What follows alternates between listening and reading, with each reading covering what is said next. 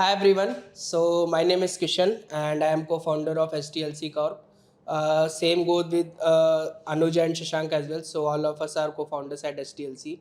So we have started this podcast series. Basically, we have lots of customers in enterprise and startup domain, and every CXOs and founder have the same question: how I can leverage AI to improve metrics of my business, or how I can leverage AI to scale my business. So here we have assembled here to discuss all those points. So we'll be discussing different points, different AI based technologies that can be implemented in AI domain. And so I will give introduction about Anuj and Shashank as well. So Anuj basically handles the solutioning part. So he is the one who actually engages with the clients, understand their business, and then suggest them potential solutions that they can implement in their business process. And Shashank has a deep domain expertise, so he basically handles the complete technology part at STLC. So we will start with Anuj. Anuj will be explaining us which are the top five implementation that can be done in e-commerce domain that can actually help the business owners and CXOs to scale their business. So over to Anuj. Right. So, myself, Anuj, I am also one of the co-founders at SDLC Corp, and my area of expertise is how AI can enable uh, the superpower that it is to the businesses, both in the background, that is managing the business, and also the front end where customer experience is the main point to it. So basically, Kishan, I'll divide this into two ways. Right. Mostly e-commerce operators and anyone who is doing business is wants to go into e-commerce. Right. And then while they are doing business there, they want to see how AI can change their business forever or scale their business forever. Right. Now it happens in at two fronts. Like I said, one is at the operational level where you are doing things in the background, making your life easier for your supply chain, for your operational team, for your logistics, etc., to be maintained and optimized by AI. And second is where you're customer facing, solving the customer's problem quickly, predicting customers' buying habits, forecasting like what the customer in a certain demographic would like or would have based on time series analysis and time forecasting. There could be certain times or moments in the year where a certain geography will order something more and a certain geography will order something less. So to predict that and be in front of the customer, like how many times it happens, like I wish to have something, I have not yet discussed it, Right. but I get to see it, see the Google ads, see the YouTube references over it or suggestions over it, right? Exactly. So it is not basically because you think that I actually did not think this, or I it just came to my mind and I am able to see it. But how AI works is it's not you. There are many people around you who have the same personality or the same Thought process. user persona that you are, who might be doing the same job, who might Right. be working at the same area, who might have the same problem, right? And they analyze those key pointers and it comes to you. So it's not magic, but it is a lot of working on the data that is done, and then these things are just results of that. And then everyone is wow, and everyone is so cautious, like, oh, Google is listening to my thoughts. Sometimes the thing is Google is predicting my thoughts. It actually doesn't work like that. Right. So we'll put some light on that, but Shashank, I'll bring you in first. Just your brief introduction, and then we'll take it from there. Yeah, Right. sure. Thanks, Anuj. So, myself Shashank, and I am CTO at SDLC Corp. So, first of all, we specialize in steering business through their digital transformation journeys.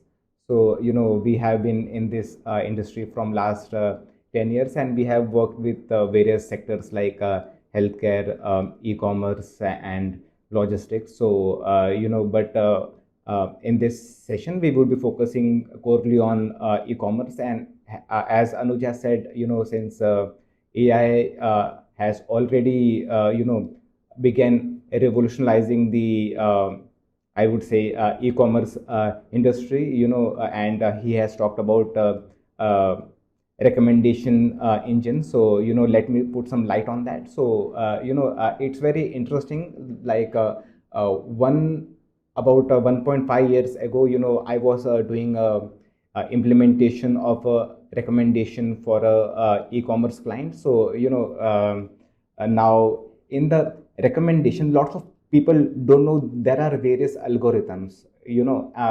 Not specifically algorithm, but there are various ways by which we can implement the recommendation engine. So first one, the most popular one is the collaborative filtering. So in this case, what happens is like we track the user activity, like what page the user is seeing, and what products is liking, and apart from buying certain products, so what collaborative items he's purchasing. So all this data is being fed to the AI, and the AI is basically we are training the AI based upon the user's action.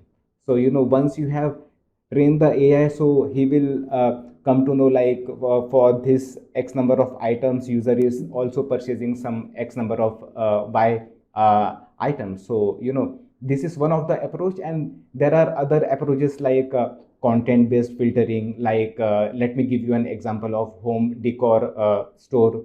So it employs a content based filtering to recommend uh, products. So explaining you in a simpler language, what it does is it analyzes the attribute of products like color, style, and material, which the user has previously purchased. So here, in this, the AI is not only thinking about the user's action, but also thinking in terms of product attributes. So both the things are equally important. So likewise, there are various algorithms. So it depends upon the type of marketplace and type of e-commerce stores which the retailer is running. So depending upon that and various strategies that we can employ. So it while implementation, first of all, we have to answer this questions: what type of AI recommendation engine we will implement. And same goes for chatbots and other AI things that we employ in the e-commerce websites or mobile app. Right. So really great insight, Shashank, wherein you actually talked about the use cases that you have actually implemented for our end customers. So we will start with Anuj, and like as Anuj mentioned, we will be discussing about two things. Like one is the user centric, and other is the operation centric. So we'll start with user and centric, Anuj. Which are the top two or three things that you say, if like implemented in a better way, can actually enhance the user experience and it can result in increase like order value or cart value or any other such experiences for the users? Right. So if we specifically, you asked me two or three. Right, two or Oh, three. yeah. Yeah. So if you want me to order it according to my thing or my suggestion, first thing, for any person to feel at home, why do you like talk in general life, right? Why do we feel at home? Because we are at home, because everyone around that knows what you like. They Right. don't come up and ask you like, you like this or you want to have it this way. Right, You right. exactly know, okay, in the morning I'll be following such a routine, and everyone around you knows about it, Right. right? Now think of that, all the big players are doing it. Think of Zomato, think of Swiggy, think of any other player. They come up with these suggestions. What you have done previously, they just tell you, okay, are you have just got up, do you wish to have a burger? Maybe someone likes a burger in the morning, Right. someone likes a samosa in the morning. They'll just come up with those suggestions, and interestingly, you'll talk about it, that okay, Swiggy has just given me this solution. Someone might go and just push it over. So when many people come to me and ask, I tell them that with AI, make your app, your marketplace, just like their home. Okay. You should be predicting, not predicting, but actually you should be knowing the behavior, and you should be pushing these notifications to them. So that's one. Right. Second one is, what about once you have done that, you have consumed a particular item, you know a habit, etc. Now, what after that, right? You build a recurrence frequency where, okay, if this particular person likes to order something maybe twice a week, he does it over a discount, he does it over a particular day. A prime example is Domino's. Now, Domino's had run so much as an offer. On every Wednesday, they used to do one Offer free one such pizza, offer, buy right? one get one free. Buy one Yeah. get one free pizza. Right. And slowly now, what they have done is they have done personalized Offerings, discounts and yeah. offerings. Right now, they don't come up just saying that okay, on Wednesday you have this. They'll suddenly say, because you're such a good customer and you like to order at this time, they're offering you some sort of uh, what do you say, a recommendation. Additional, right. Means they're learning your buying behavior by giving you a discount which you would wait for Wednesdays. Now they are giving it on the same day that you want it, Right. so that you go and buy, and it is very easy for them. So their capacity is there. They know when the orders are going down. They know the frequency.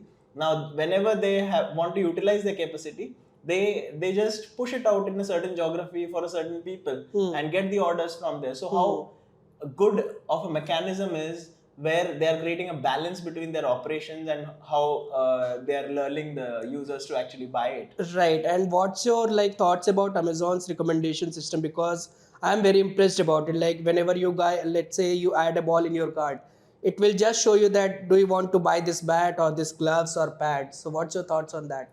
Right. So basically, it is relative recommendation. So whenever I am going for a particular product, purchasing something, there are some accessories that I'll be utilizing. So Right. this is the same principle which had to happen in supermarts and stores, where each racks are consistently placed in a way where whatever you have bought, the other items which are closely related, you just find them on the side racks, so that whenever someone is passing through that, he actually buys something and then he sees, okay, I could require this also. So this same thing is being modeled into AI, Okay. and Amazon doing the same thing. So Right. basically, you're not walking through a rack, but you're browsing through a catalog, and they're doing the same thing. They're recommending related products to you. Right, right. Now, how closely they relate, it again depends on a wider recommendation engine that Shashank was talking about. Like suppose with a ball, red ball, they'll not show you a yellow glove. They'll match it with your preference, Right. and they'll match it with the product, different products they have. So they do a lot of matchmaking, Right. and a lot of AI force is driving this, and hence you're so excited about it. Exactly. Actually, it's really wasteful. You don't think that I need this product, and when the system suggests you, you end up buying that. Right. So also, I have one more question for you. So, do you have some insights about does it leads to increase in value of cart value as well? Because Yes, and there are specific KPIs. When you go to these marketplaces, etc., they trigger these KPIs on their processes. okay, Their processes are made and evaluated in a way, if their cart value is going to increase, if the purchase average ticket order is going to increase, all these KPIs are being tracked, and with those they are doing daily adaptation and daily changes and making it more and more aggressive for you. So suddenly, and this is happening because again, in a country like ours, the capacity to actually shell out more, the spending capacity has increased over the time. exactly, And agreed. a lot of it is driven by e-commerce. And I'm not buying, going to a store and I was paying 100 rupees. I'm not paying 500 rupees to him, but I'm previously I was just buying on Myntra. Now I'm buying on 10 different platforms, and even on these platforms I'm buying in bulk. So suddenly my ticket size, when I started with e-commerce back in say, 6-7 years from now, was 1,000 rupees per se. But whenever now I am making a online shopping, whenever I want to do it, I spend easily 5,000 to 6,000 k, and I am not worried about it.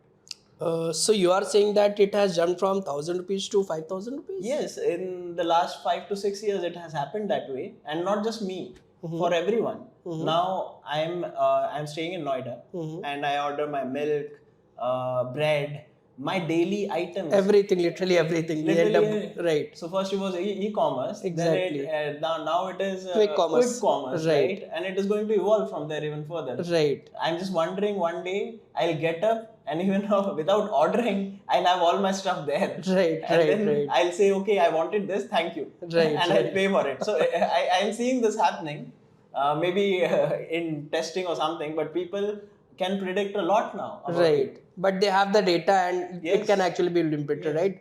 So Shashank, can you like explain us in like a very easier language so that our users can also understand?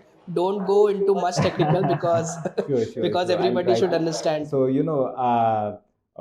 what Anuj was saying, like, we have been, not we, as in our e-commerce client have been facing a problem, particularly called related to abandonment cart. So what happens is, like, user visits certain pages and certain products in which they are interested. Okay, so what happens is, like, when they visit their page, they look at pricing and other things like quality of the material, some attributes of the products, and the customer instantly may go to some other e-commerce app or website. So and he may like the price or certain attributes of that other e-commerce website. So this problem was faced by our client. So then what we have done is, like, instantly, when we are giving some time to the AI. If the user is not returning back to the website in like 5 minutes, then we are just shooting an email to the customer about the discount and the various coupon codes and better quality of the material in terms of product or product attributes. So the main problem by implementing this, what the e-commerce clients are solving is, the cost of retaining customer is getting reduced by offering discounts and better quality of material. So nowadays the major problem for the new e-commerce companies, like acquisition of clients, but using this AI based strategies where you are continuously giving discounts to the user. uh, this is a long term strategy being adopted by the e-commerce companies.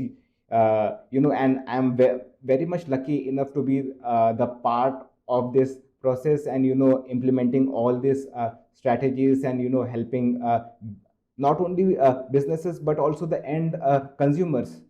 And in my experience, I have seen people are taking advantage of this AI technologies. What they do, they abandon the page or the cart, and they will come to know, like, the AI now uh, give us some discounts or better products. So in this case, it's a win-win strategy for both e-commerce business owners and the end consumers. So now I have to sit with e-commerce client to discuss how we can reduce their cost of giving the discount. So yeah, so daily new challenges are coming, but I have been particularly lucky to get into this problem and solve, and getting all the details and helping all the stakeholders in the entire process.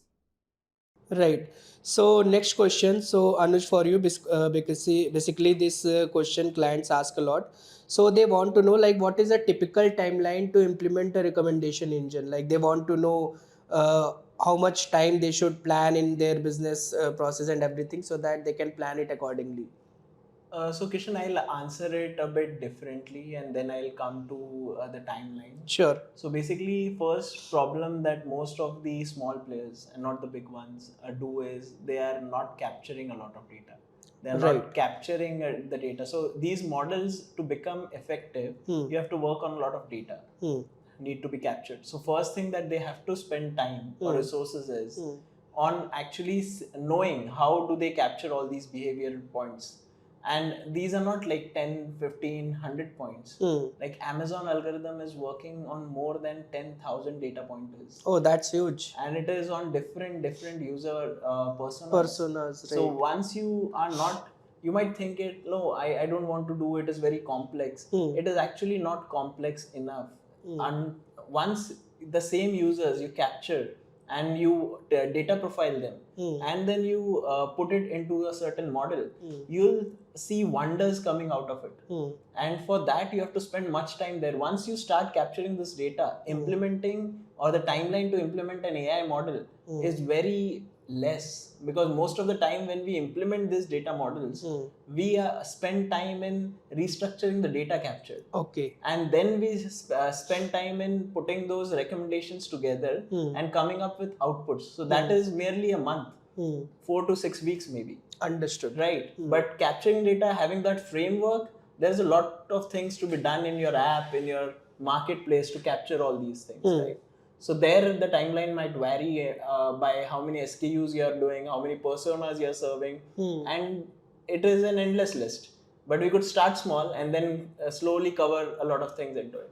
Right. So Shashank, another question for you, because that is I will be asking the question that client ask, so that all the queries are answered. So basically, clients want to know like what is the tech stack. Like someone builds a website on WooCommerce, someone builds a website on Shopify, someone like completely from scratch on React and Node. So what is the actual backend the technology that you implement to develop this recommendation system? So first of all, let me give you an honest answer. It doesn't matter on which technology the website or the mobile application is built. The lots of AI libraries are built upon Python. So and same case may not be with the e-commerce, mobile or web application, because we have seen technologies like Shopify or WooCommerce or Magento, they are built on entirely different tech stack. So what we are doing in this case, we are having a layer between the web application and the AI. So we are that layer is being called as API. So we do the API integration, and we connect the data sets of the mobile or the web application with the AI, and constantly we are feeding all this data to the AI, and utilizing those data, the AI is learning from the data and giving the recommendations. Understood, understood. So, Anuj, another question. Let's say there is a business that has started maybe a year back and he is facing some stagnation in business, like his users are not repeatedly buying.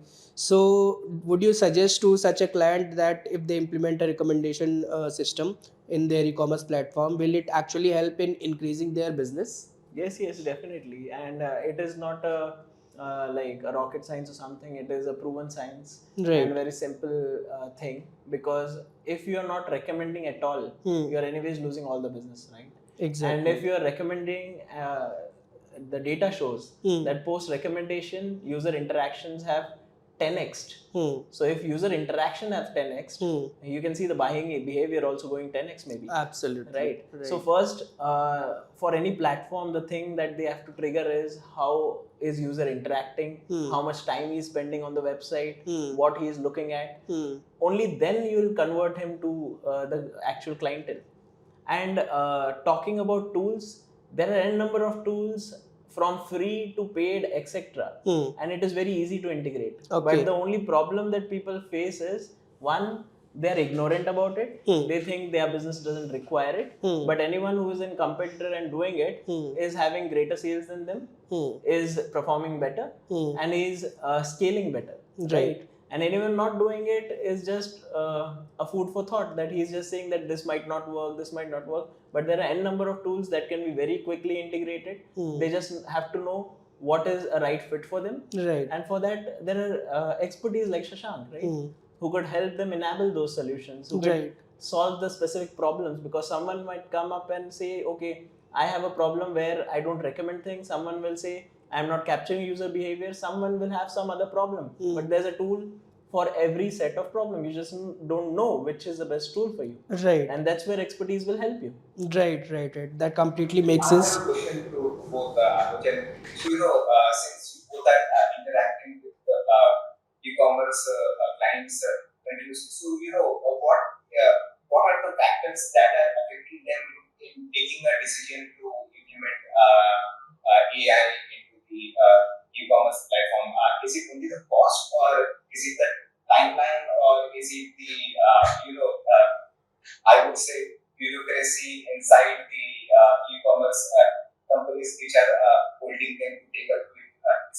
So what are your thoughts on that? Right. So I'll take this up first. So basically, cost I don't see as a big barrier or an entry barrier, but I would say not knowing things. So Exactly. most of these founders actually don't know that as important is the user experience today, AI is much more important than that. Right. Because even I have the best of the user experience, but I don't see the right product fit or the right recommendations for me, I'm not going to go and buy it, right? Right. So the user experience is today driven by AI, I would say. So that will be a edge. So anyone who says that, okay, I spend a lot of time in user experience, I spend a lot of time in analyzing where people are going, etc., how they are flowing, and they say that they're not pushing much time on how AI is driving their business, I would say they're losing every time and every moment in their journey where they're acquiring or losing customers. Right.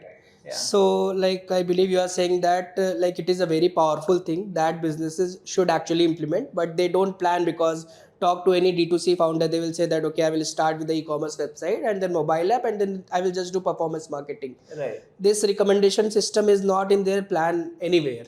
Right. Yeah. And if you consider even the ROIs, etc., performance marketing is pretty much the need of the hour, right? But think of it in this way: how does this performance marketing, like Google Ads, you're paying for Google Ads, right? Right. How do they actually get you the right customer? Because they're Exactly. implying these AI techniques ML. there, Right. Right. and once they are on your platform, you'll it's nuts if you're again paying Google to get them again on your platform via search, right? Better you take them on the platform, run these models, give them ample amount of data, and people are also ignorant about the fact that, okay, there are these platforms, it is their business. Suppose someone is using WooCommerce, they think that, okay, WooCommerce will implement the right recommendation engine for me and it should work, but most of the time it does not. Right. And you could think of it from other experiences or people experiencing. They talk to me daily, right? Exactly. They say, okay, I have enabled this extension, But it's not showing it's result. it's not showing conversion. So I Right. said, it's a dumb extension. Exactly. It's that simple. Right, It is right. not a smart extension Right. if it's not converting the clients for you. Right. And said that we have recommended things, and just by small tweaks, we are able to scale businesses, or our clients have witnessed that the business has scaled from X to 2X, 3X. So let's do one thing. Put some numbers behind it. I know we cannot take the name of clients, but you can say that, okay, this was beauty e-commerce client from Australia or US, whatever it is. Tell us some numbers so that people can know, okay, how powerful this is. So I'll just tell you, one particular client came to us. They operate out of Europe, and it was a CBD based product. Okay. And they were doing good sales, I would say. They were doing. So like, can you talk in numbers so that people understand? Yeah. So they were doing around $10,000 worth of sale per month. Per month, okay. When they came, and they were spending extensively on the performance marketing stuff, where they're doing Google ads, they're doing social media ads, etc. And then with a few elements added by AI, they started to retain a lot of customers. So today, if I tell you in terms of numbers, they are doing over $80,000 to $100,000 Okay. in revenue, and and more than 60% of the revenue is coming from existing clients. Okay. While previously there were only 10% of the clients which were recurring orders, right? So experience is a great factor to catch in these people, right? Because if you're not doing these and someone else is doing, he might capture your customer, and he'll stay put with him because he's giving him that experience and you're not. Right. So it's easily a choice between who is better and the best. Right? So guys, if you are listening, this is so much powerful. Like as Anush said, we were able to scale that client from $10,000 a month to $70,000-$80,000 a month, and his like initial recurring rate was around 10%, and later on after implementation it moved to around 60-70%. So that's really great. You should think more about it, like try to learn about it, and if you have any questions, so we are always available and we can discuss. You can drop your questions in comments as well, and we can answer those queries. So Anuj, we discussed recommendation system. So that is the user facing thing, right? Now let's talk about one technology that is the from backend. That again using leveraging AI, the business owners can benefit out of it. Right. So there I have a very good case study, and it is a problem for everyone. So in e-commerce, what happens is they are continuously onboarding a lot of vendors. Right. They are continuously paying these vendors because as soon as the order comes in, they have to take care of getting those orders from those vendors and shipping it to the client, or like in a drop shipping segment or any sort of mechanism. They end up paying a lot of services, right? And how they don't have a vendor management portal, etc., there. And even if some have, they're doing it all manually. So Okay. someone is sending you an invoice. A vendor might have an invoice in X format, and the other vendor might have it in Y format, and someone is manually data entering these things, right?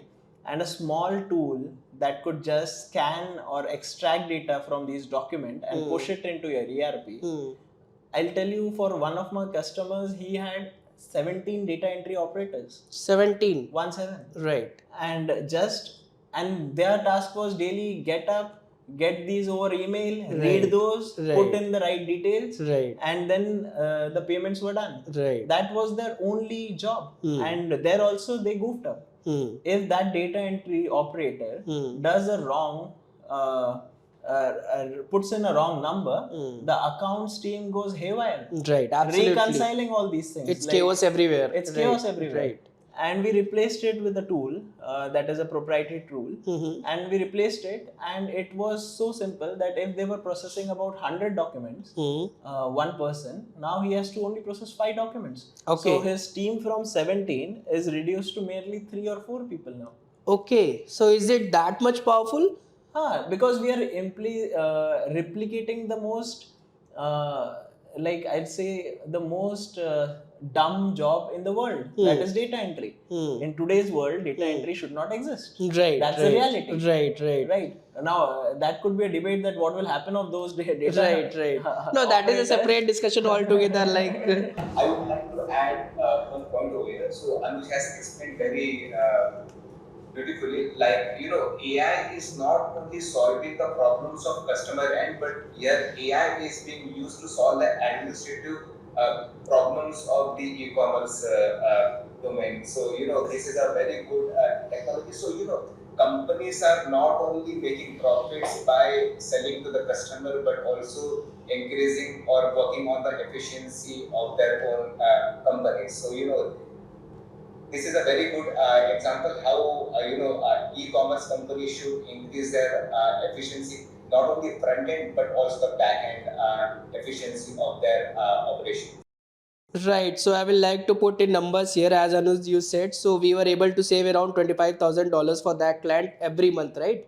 Maybe more, because they are not freshers that No, I count in terms of manpower. It's an average salary is $2,000, which is again very minimal. I have taken. Right. So even if you take that, so for 17 people, it's $34,000, right? Yes. And if you have reduced it to 3 people, so that comes out around $6,000. Definitely. So for a year, it is $300,000 of savings. Yeah, and just a small process. Right, just a small process. So Shashank, would you like to throw some insights how you have developed this product? What are the intricacies and how it actually works? Yeah, it's a very interesting story because I had a very long relationship with a e-commerce client, and I was working on a omni-channel strategy for him. So basically we were selling his products on multiple markets places and multiple channels. So one day he came up he's facing these issues.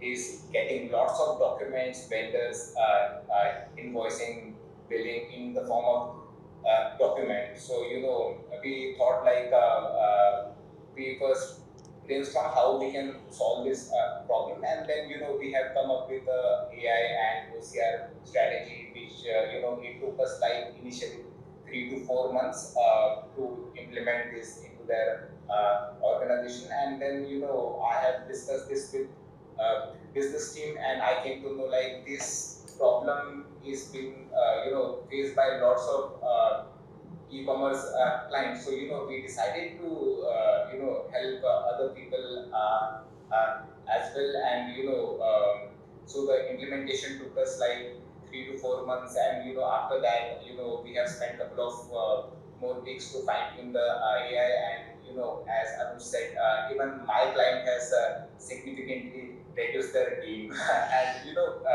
funny part is like I shouldn't tell this, but lots of people who were working with for my clients where I had a very good relationship with them, but anyways, the technology is doing wonders for particularly my clients, and as well as for other people. Right. So put some insights around it. So a product that was created accidentally, now we have more than 20 enterprise customers on it. Right. Yeah. So that's really great. So Anuj, any other AI based technology or implementation that you believe, whether it is user centric or backend centric, that you believe if implemented in a correct way can actually benefit the business owners a lot? Right, so I would say optimization and forecasting. Mm-hmm. So one example I gave you for optimization, it was just operate the data Right, operators, right. but it also solved problem for the reconciliation, because now you don't have to reconcile. Absolutely. Because the data is extracted, AI is reconciling it for you, and you're matching it with multiple sources, maybe your PO, maybe your POS, etc. So the whole headache that the account stream was facing in reconciling and auditing, etc., was also a trade-off, because this was implemented there. Now there is forecasting. So for all of these e-commerce players, they don't do a lot of trend analysis. They work in a brick and mortar way, where they work, okay, I get X orders, I keep a small, say, a small amount in my warehouse, so that I can suffice based on what is my order frequency, etc. Understood. And then I just sit on it until my particular warehouse or my inventory is not done with, and then I again order a certain quantity, and then try to sell it off. But in today's world, where to manage all of this, you can work on a certain trend analysis, where you get to know, okay, for this particular product, I am going to get a lot of orders in this season, and you back it off with data. And AI can do it very well, rather than you doing it on Excel, you capturing 10, 5, 4, 6 parameters and predicting this. AI can capture all the user experience and tell you.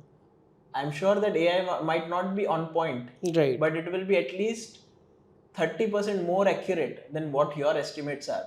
So what it will help you is, it will help you in not filling your inventory to a very big number, because that will come up in your PAT margins. Right. But also optimize that particular thing, and not be in a scenario where you get a surge of orders and you have nothing to give them. Right? And then there are delay of orders, delay of customer, like the customer experience is bad, etc. So you don't want to fall into that trap. So there are many tools that can optimize this for you, and I'll give you an example.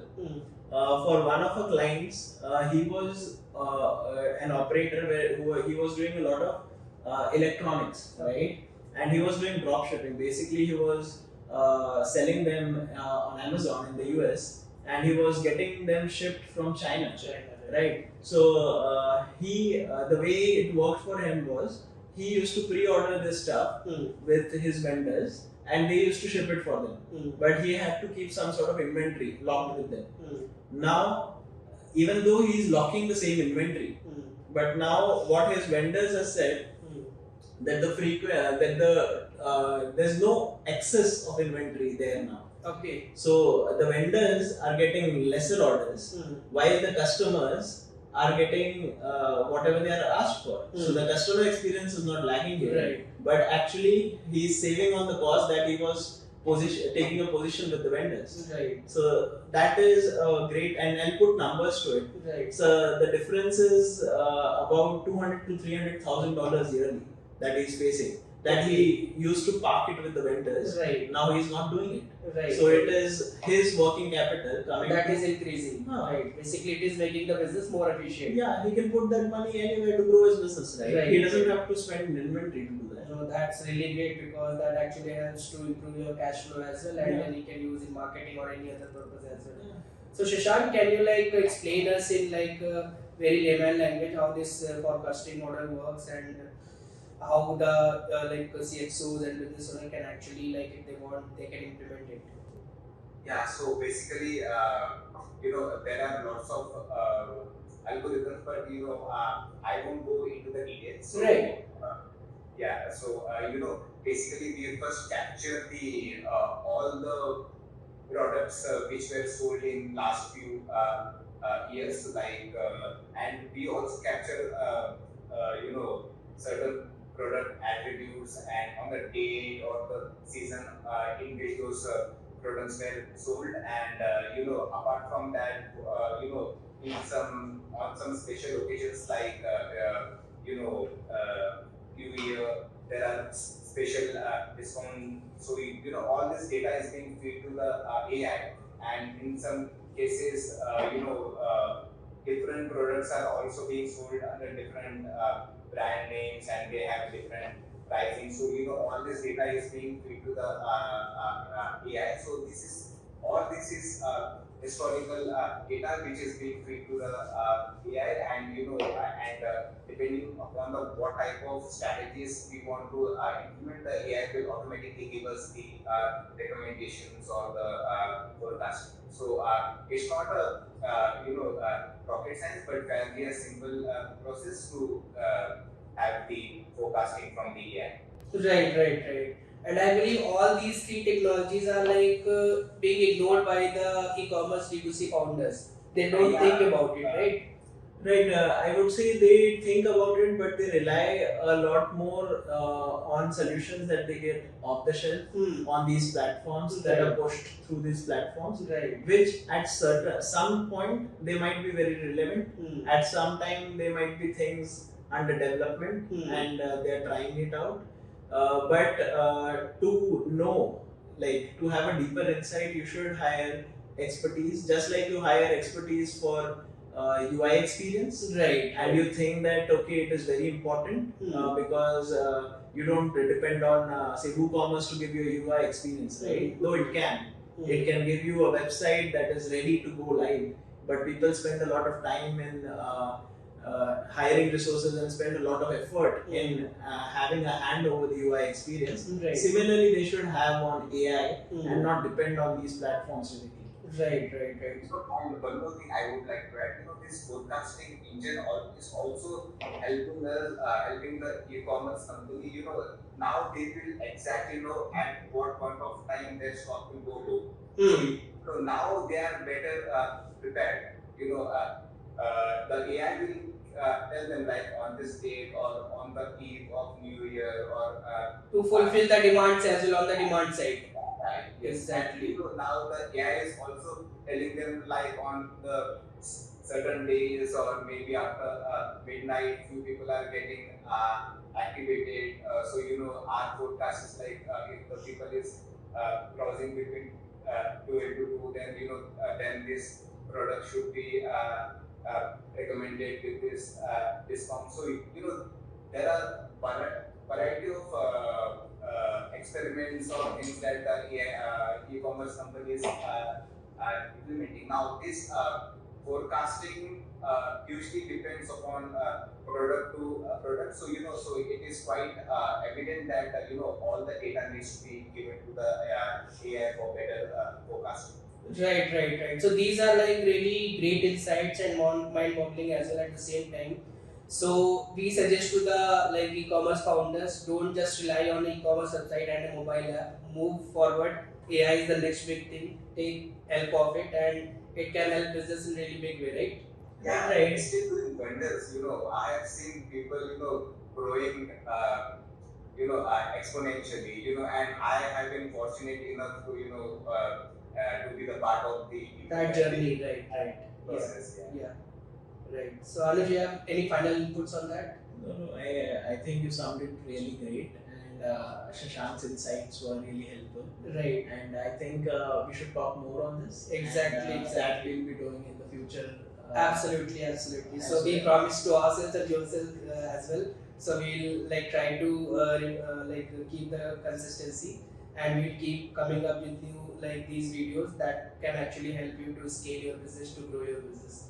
And that's it for now. Thank you. Thank you everyone.